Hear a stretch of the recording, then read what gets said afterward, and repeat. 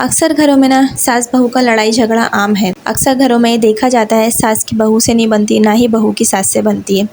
ना सास माँ का रवैया इख्तियार करती है, ना ही बहू बेटी बन के दिखाती है। तो इस तरह क्या होता है, तू मैं चलती रहती है। मगर इस रिश्ते में ना, इस लड़ाई झगड़े में सिर्फ़ और सिर्फ ज़्यादा घरों में दो लोग बदनाम होते हैं, एक सास और दूसरी नंद, कि भाई सास और नंद तो होती ही ऐसी है।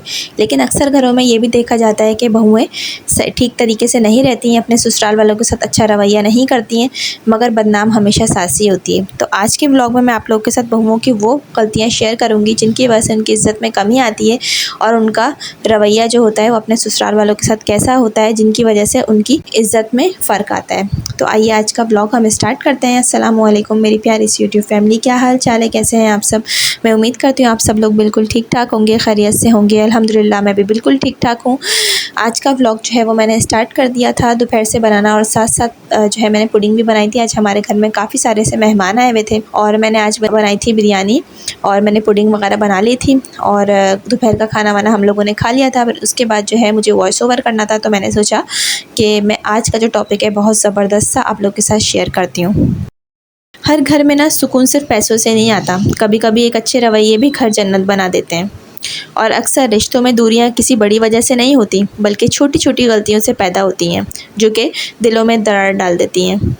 आज की वीडियो उन्हीं गलतियों के बारे में है जो कि अक्सर बहुओं से हुआ करती हैं, और वो बहू जाने अनजाने में करती है, और धीरे धीरे सास के दिल में नफ़रत पैदा होने लगती है। ये वीडियो किसी को बुरा कहने के लिए नहीं है, मैं किसी बहू को बुरा नहीं कह रही, बल्कि रिश्तों को बचाने के लिए है। बहू की जो सबसे पहली गलती होती है ना, वो ये होती है कि वो हर बात का जवाब देती है।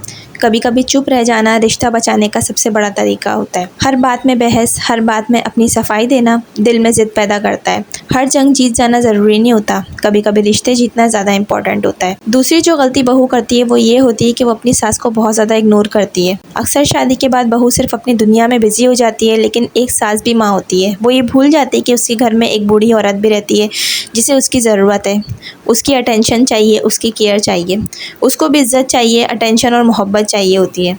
कभी कभी सिर्फ प्यार से बात कर लेना भी रिश्तों को नरम कर देता है। अक्सर बहुओं की आदत होती है वो एक एक बात अपने शौहर को बताती हैं। ये बहुत गलत बात होती है। हर छोटी छोटी बात शौहर तक पहुंचाना घर के मसलों को और बड़ा कर देता है।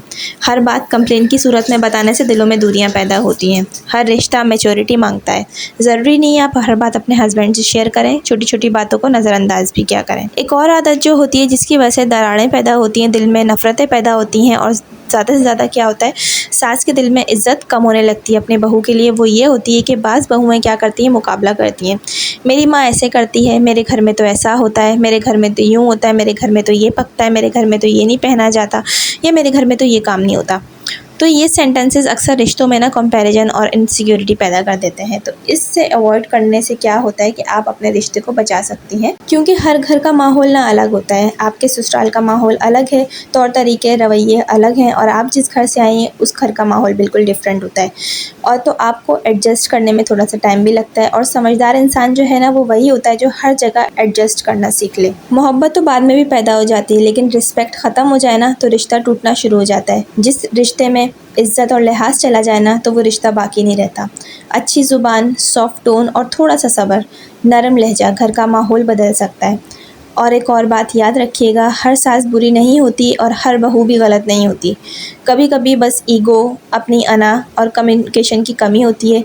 बात करने के तरीके में, रवैये में तब्दीली, लहजे में तब्दीली एक अच्छे रिश्तों को ख़राब कर देती है।